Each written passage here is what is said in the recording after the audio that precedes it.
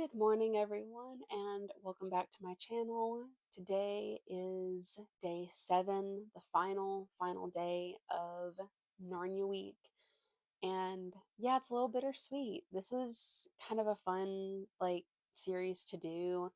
I know that, like, for smaller channels like mine, I think, like, doing a daily kind of video thing is, I don't know, that's kind of like an insane thing to try, but obviously I'm someone who doesn't really do editing as of yet because I just like turning the camera on and just, doing these videos, and then I just turn it off, and like I'll maybe like kind of edit a little bit of like the beginning, like I'll trim the beginning and then I'll trim a little bit of the end, but that's it. Yeah, it's just me and my iPhone trying to make my mark on booktube. So yeah, it's really interesting. And I think like one of my main inspirations for wanting to do like a daily video series was like Ryan Trahan, except obviously his he has like a whole team of editors and stuff. But like obviously like no hate to that because like he has the capacity to do that, which is really fun. If you're someone who knows about his channel or who like watches his channel, his whole like 50 states and 50 days series was so much fun. Like my mom and I like tuned in every single day. But yeah. So anyway, obviously, that's this isn't like about Ray and Trahan. This is the last day of Narnia week. And for that, I wore my Aslan necklace. It's kind of hard to see, but I have that. I have my Narnia bracelet on as well because I had to, you know, had to dress my finest. And then I'm wearing this really comfortable sweater that actually kind of looks like Harry Potter's sweater. And I do have my, I know it's different because it's Hogwarts, but Hogwarts pin because I was just feeling that coziness. It's finally getting colder here in Texas, so yeah.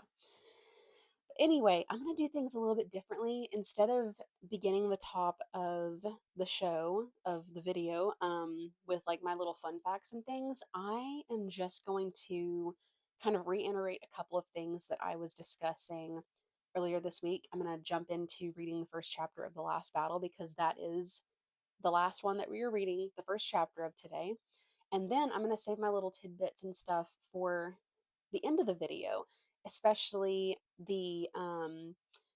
especially my proposed reading order that I have been hinting at throughout the series, because something that we have been discussing in the series was the different reading orders of the Chronicles of Narnia, and I'm going to bring that up later. So, yeah, just a couple of little things that are not the tidbits because those are coming later.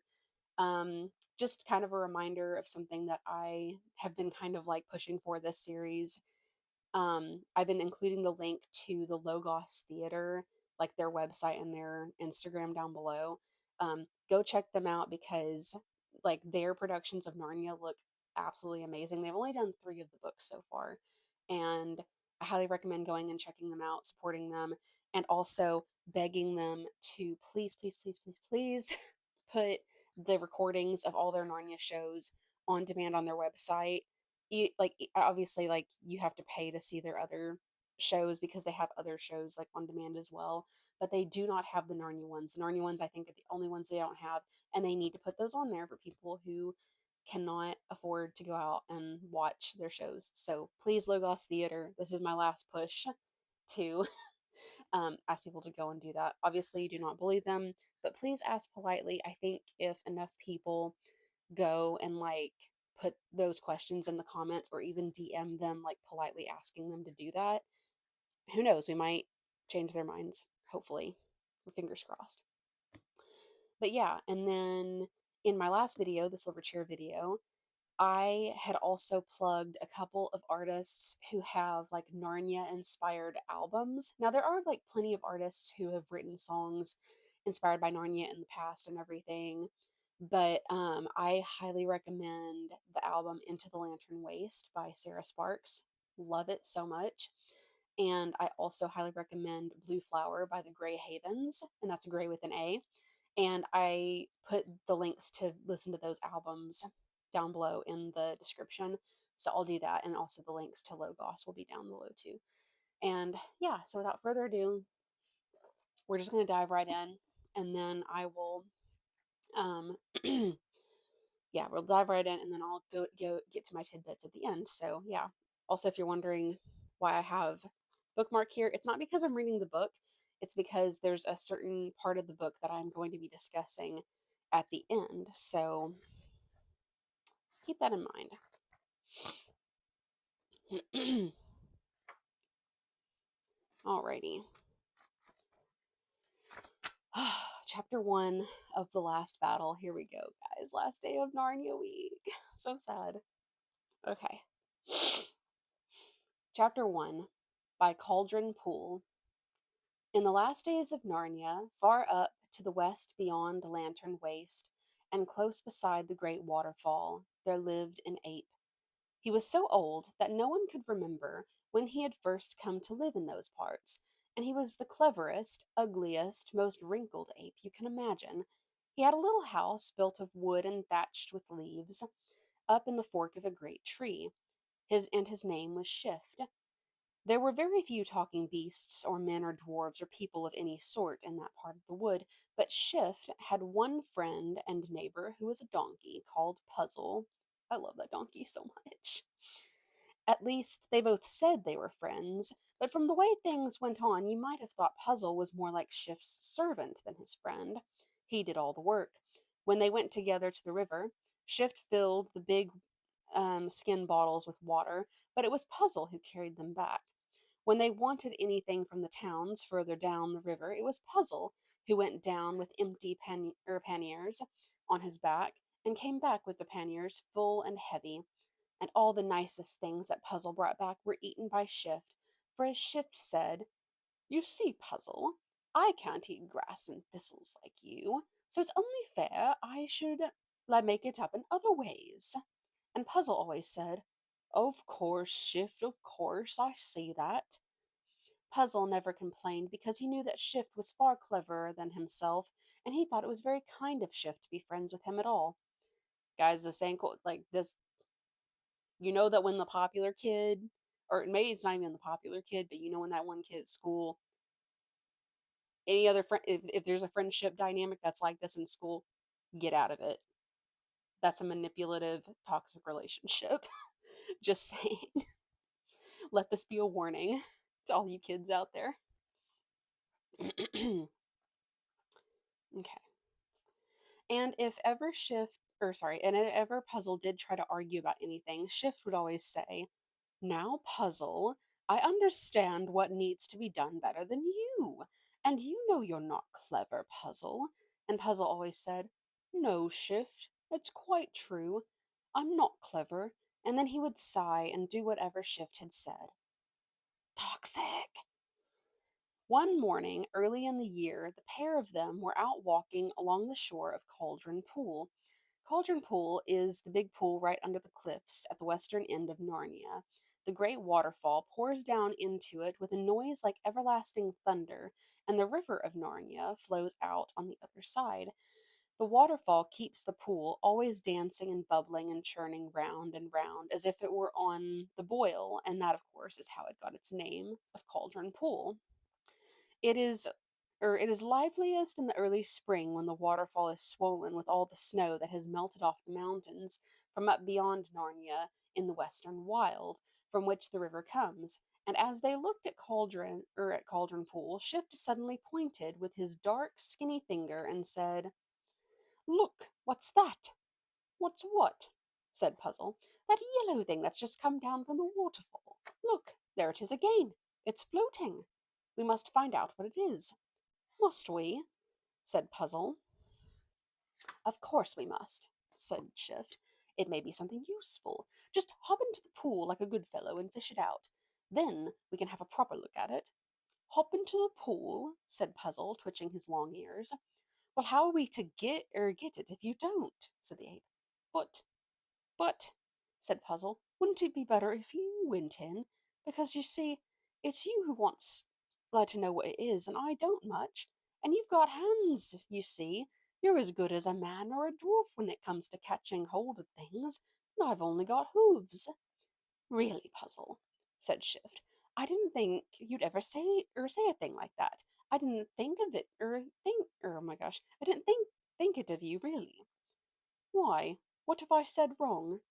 Said the Oh yes, also just an aside, guys, these books were written back in the 50s, so they used the other word for donkey. I'm just gonna say donkey, but yeah, they use the other word for donkey. And that's because it didn't mean what it means now, but just I'm just gonna use the word donkey. Said the donkey, speaking in rather a humble voice, for he saw that Shift was very deeply offended. All I meant was, wanting me to go into the water, said the ape, as if you didn't know perfectly well what weak chests apes always have, and how easily they catch cold. Very well, I will go in. I'm feeling cold or enough already in this cruel wind, but I'll go in. I shall probably die, and then you'll be sorry. And Shift's voice sounded as if he was just like going to burst into tears. Gaslight her. Please don't, please don't, please don't, said Puzzle, half braying and half talking. I never meant anything of the sort, Shift, really I didn't. You know how stupid I am, and how I can't think of more than one thing at a time. I'd forgotten about your weak chest. Of course I'll go in. You mustn't think of doing it yourself. Promise me you won't, Shift. This poor donkey.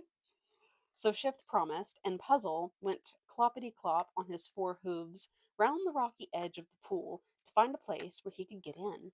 Quite apart from the cold, it was no joke getting into that quivering and foaming water, and Puzzle had to stand and shiver for a whole minute before he made up his mind to do it. But then Shift called out from behind him and said, Perhaps I'd better do it after all, Puzzle. And when Puzzle heard that, he said, No, no, you promised. I'm in now. And in he went. A great mass of foam got him in the face and filled his mouth with water and blinded him. Then he went under altogether for a few seconds, and when he came up again, he was in quite another part of the pool. Then the swirl caught him and carried him round and faster, till it took him right under the waterfall itself, and the force of the water plunged him down, deep down, so that he thought he would never be able to hold his breath till he came up again. And when he had come up, and when at last he got something or somewhere near the thing he was trying to catch, it sailed away from him till it too got under the fall and was forced down to the bottom. When it came up again, it was further from him than ever. But at last, when he was almost tired to death, and bruised all over and numb with cold, he succeeded in gripping the thing with his teeth, and out he came carrying it in front of him and getting his front hooves tangled up in it, for it was as big as a heart or a large hearth rug, and it was very heavy and cold and slimy. He flung it down in front of Shift and stood dripping and shivering and trying to get his breath back. But the ape never looked at him or asked him how he felt. The ape was too busy going round and round the thing and spreading it out and patting it and smelling it. Then a wicked gleam came into his eye, and he said, It's a lion's skin. Ew, what is it? Gasped Puzzle. Now I wonder, said Shift to himself, for he was thinking very hard. I wonder who killed the poor lion, said Puzzle presently. It ought to be buried. We must have a funeral. Yes, listen to the donkey. Listen to the donkey. Oh, it wasn't a talking lion, said Shift. You needn't bother about that. There are no talking beasts up beyond the falls, up in the western wild. This skin must have belonged to a dumb wild lion. This, by the way, was true. A hunter, a man, had killed and skinned this lion somewhere up in the western wild several months before, but that doesn't come into this story. But thank you for telling us, C.S. Lewis. Thank you. All the same, Shift, said Puzzle. Even if the skin only belonged to a dumb wild lion, oughtn't we give it a decent burial? I mean, aren't all lions well, rather solemn because of you know who? Don't you see? Don't you start getting ideas into your head, Puzzle, said Shift, because you know thinking isn't your strong point. We'll make this skin into a fine, warm winter coat for you. Oh, I don't think I'd like that, said the donkey. It would look, the other beasts might think. That is to say, I shouldn't feel. What are you talking about? Said Shift, scratching himself the wrong way up as apes do. I don't think it would be respectful to the great lion, to Aslan himself, if a donkey like me went about dressed up in a lion's skin?" said Puzzle. "Now don't stand arguing, please," said Shift. "What does a donkey like you know know about things of that sort? You know you're no good at thinking, Puzzle. So why don't you let me do your thinking for you? Why don't you treat me as I treat you? I don't I think I can do everything. I know you're better at some things than I am. That's why I let you go into the pool. I knew you'd do it better than me. But why can't I have my turn when it comes to something I can do and you can't? I am never to be or am I never to be allowed to do anything? Do be fair. Turn and turn about." "Oh, well, of course, if you put it that way," said Puzzle. "I tell you what," said Shift. "You'd better take a good brisk trot downriver as far as Shippingford and see if they have any oranges or bananas."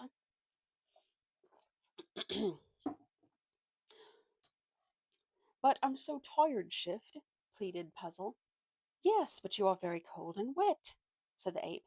"You want something to warm you up. A brisk trot would be just the thing. Besides, it's market day at Chippingford today." And then, of course, Puzzle said he would go. As soon as he was alone, Shift went shambling along, sometimes on two paws and sometimes on four, till he reached his own tree. Then he swung himself up from branch to branch, chattering and grinning all the time, and went into his little house. He found needle and thread and a big pair of scissors there, for he was a clever ape, and the dwarfs had taught him how to sew. He put the ball of thread, which was very thick stuff, more like cord than thread, into his mouth so that his cheek bulged out as if he were sucking on a big bit of toffee. He held the needle between his lips and took the scissors in his left paw. Then he came down the tree and shambled across to the lion's skin. He squatted down and got to work. He saw at once that the body of the lion's skin would be too long for Puzzle and its neck too short. So he cut a good piece out of the body and used it to make a long collar for Puzzle's neck. Then he cut off the head and sewed the collar in between the head and the shoulders. He put threads on both sides of the skin so that it would tie up under La Puzzle's chest and stomach.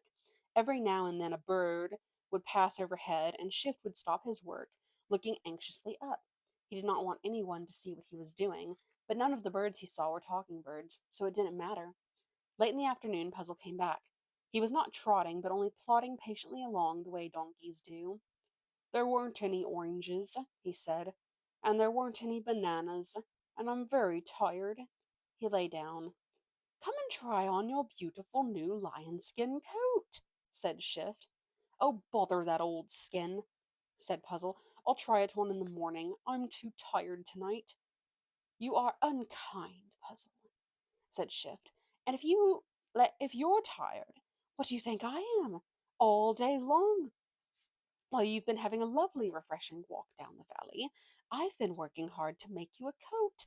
My paws are so tired I can hardly hold these scissors. And now you won't say thank you, and you won't even look at the coat, and you don't care, and my dear Shift," said Puzzle, getting up at once, "I'm so sorry. I've been horrid. Of course I'd love to try it on, and it looks simply splendid. Do try it on me at once, please do." "Well, stand then," said the ape. The skin was very heavy for him to lift, but in the end, with a lot of pulling and pushing and puffing and blowing, he got it onto the donkey. He tied it underneath Puzzle's body, and he tied the legs to Puzzle's legs, and the tail to Puzzle's tail. A good deal of Puzzle's gray nose and face could be seen through the open mouth of the lion's head. No one who had ever seen a real lion would have been taken in for a moment. But if someone who had never seen a lion looked at Puzzle in his lion skin, he just might mistake him for a lion if he didn't come too close, and if the light was not too good, and if Puzzle didn't let out a bray and didn't make any noise with his hooves. "You look wonderful, wonderful," said the ape. "If anyone saw you now, they'd think you were Aslan, the great lion himself." "That would be dreadful," said Puzzle. "No, it wouldn't," said Shift. "Everyone would do whatever you told them. But I don't want to tell them anything." "But you think of the good we could do," said Shift. "You'd have me to advise you, you know. I'd think of sensible orders for you to give, and everyone would have to obey us, even the king himself. We would set everything right in Narnia. But isn't everything right already? Said Puzzle. What? Cried Shift. Everything right? When there are no oranges or bananas? Oh gosh, the oranges and bananas, y'all. The oranges and bananas. Well, you know, said Puzzle, there aren't many people. In fact, I don't think there's anyone but yourself who wants those sort of things. There's sugar, too, said Shift. Yes, said the donkey. It would be nice if there was more sugar. Well, then, that's settled, said the ape. You will pretend to be Aslan, and I will tell you what to say. No, no, no, said Puzzle. Don't say such dreadful things. It would be wrong, Shift. I may not be very clever, but I know that much. What would become of us if the real Aslan turned up? I expect he'd be very pleased, said Shift. Probably he sent us the lion skin on purpose so that we could set things to right. Anyway, he never does turn up, you know. Not nowadays. At that moment there came a great thunderclap overhead, and the ground trembled with a small earthquake. Both animals lost their balance and were flung to on their faces. There, gasped Puzzle as soon as he had breath to speak. It's a sign, a warning. I knew we were doing something dreadfully wicked. Take this wretched skin off me at once. No, no, said the ape, whose mind worked very quickly. It's a sign the other way. I was just going to say that if the real Aslan, as you call him, meant us to go on with this, he would send us a thunderclap and an earth tremor. It was just on the tip of my tongue. Only the sign itself came before I could get the words out. You've got to do it now, Puzzle. And please, don't let us have any more arguing. You know you don't understand these things. What could a donkey know about signs? Alrighty, I hope you guys enjoyed that reading. It's been a very long time since I have read The Last Battle, so it was kind of difficult for me to get through it as it did for me to get through like the other books. And because now that I have gotten through the reading of the first chapter, it is time for me to get on to like my little kind of tidbits that I usually give. And that first one, which is probably going to offend a lot of people, is that I don't like The Last Battle. I said it. I do not like The Last Battle. So many people, it literally like boggles my mind the amount of people who have said who like I've talked to about Narnia, or like I've brought up like, oh yeah, have you read Narnia? And they're like, oh my gosh, yes. And I've been like, oh yeah, what's your favorite book? And they're just like, oh, The Last Battle, it's so good. I'm sorry. What? Like I don't. So it's like it's like I don't want to judge, but at the same time, I am judging you because I'm just like, you literally have 7 books to choose from, and you chose this one as your favorite. You didn't choose The Horse and His Boy, or for God's sake, the one of the best ones. You didn't choose this one. Even Prince Caspian, which is like probably kind of lower on my list too. Like Prince Caspian is amazing still, but like even Prince Caspian beats out The Last Battle. All of these beat out The Last Battle, all of them. And of course, you're probably asking, why don't you like The Last Battle?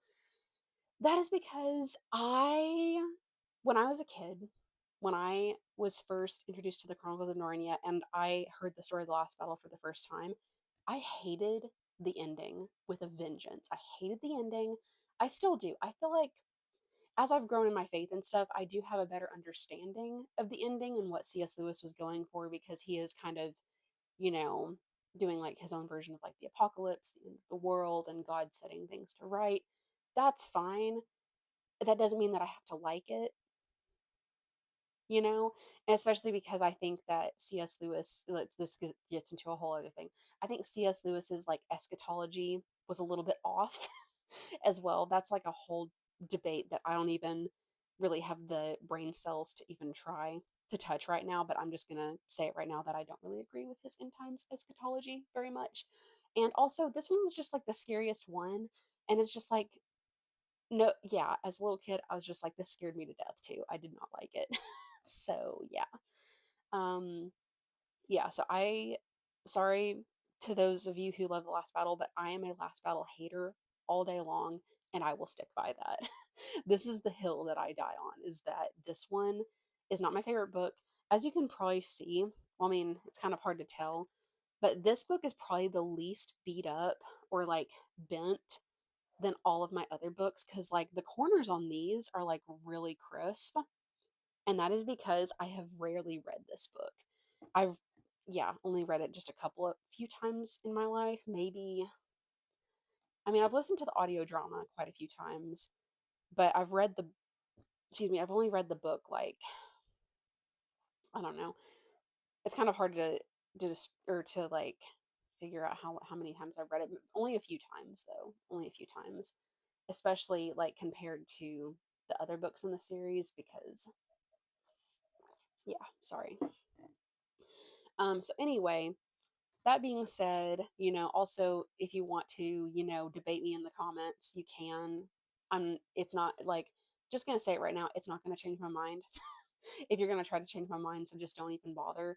But maybe you can give your reasons as to why you do like the last battle, which something that I actually meant to ask, or yeah, meant to ask in the last few videos is like, what is your favorite Chronicles of Narnia? Like, let me know down in the comments, which is kind of silly that I'm doing it on the last video. But yeah, like tell me what your favorite Chronicles of Narnia is. And if it is the last battle, give me a reason why you like it. And why you somehow like it better than like literally any of the other ones in the catalog. Literally. Because it makes no dang sense, at least to my brain. But anyway, sorry, I'm trying not to be too salty or like mean, but I'm just like, yeah, no. Do not like the last battle. Yeah. And and what's funny is like I've heard a lot of people talking about like how like, oh, it'd be such like a metal adaptation, like if they finally adapted it. Honestly, I would be fine. This is like the only book in the Narnia series that I would be okay with never becoming adapted for screen. Cause I don't care. Give me the silver chair. Give me the magician's nephew. Well, except the Greta Gerwig version, because no. Yeah, let Greta Gerwig do the last battle because let her do the last battle because I don't care about that one. I'm just kidding now. I feel like Dallas Jenkins would actually do a really good job with this because if you've watched any of my last videos, you'll know that I would really love it for Dallas Jenkins, who is the creator of The Chosen. I would love for him to do the Chronicles of Narnia. I feel like he would do a really good job. Like do like one season per book, maybe if he wanted to do it as like a TV show. I feel like that would be really good. But I know he's got a lot on his plate right now, so okay, so two things that I wanted to discuss in this final um, ending to the video, last day of Narnia week again. So I mentioned that I have my own proposed reading order. Now I remember, just to kind of, you know, give you a little reminder, I read to you guys from this book, The Companion to Narnia. Ooh, it's revised and expanded. That they discuss quite a few different reading orders that were proposed um, by either I don't know why I was about to say Caspian, but by C.S. Lewis himself and like scholars over the years who've given ideas as to um like, oh, we should read it in this order or this order. But literally almost every single time the last battle is always read last. The only time that um someone suggested reading the last battle is anything but the last book, or but the last book, is the order by final completion, which was proposed by Lewis himself. And I did mention this in a previous video, but I'm going to just, rehash it. And it's by order of like when C.S. Lewis completed writing, I believe, the books. And in this order, you would read The Lion, the Witch, and the Wardrobe first, and then Prince Caspian, Voyage of the Dawn Treader, and then The Horse and His Boy, Silver Chair, The Last Battle, and then The Magician's Nephew, because The Last Battle was finished, he finished writing this in spring of 53, and then he finished writing The Magician's Nephew in winter of 54. So that's the only time ever that the last battle has been like in any kind of reading order that the last battle was proposed to be read, anything but last place. Now, if I had to, I don't know. So like I know that like with new readers, it's kind of different because it's like if you're someone who's read Narnia many, many times in your life, it's like I feel like with that you can just kind of play with the reading order and just see what, what works for you, or it's a fun way to kind of like spice up your reading experience, I guess. But I would suggest to new readers, I would suggest the proposed reading that is, it's like the, what is it? It's the accepted reading order, which is this. So you can see these. And then obviously the last battle would go right after this. But I think, like, especially for new readers, I would suggest reading The Lion, the Witch, and the Wardrobe first, because like that's like the true introduction to Narnia, because that's when everyone was introduced it for the first time in the world, basically, because it was the first one to come out. So I would recommend that one first. But yeah, but I'm not really here to like give my own kind of like reading order for new readers. I'm here to propose a new reading order for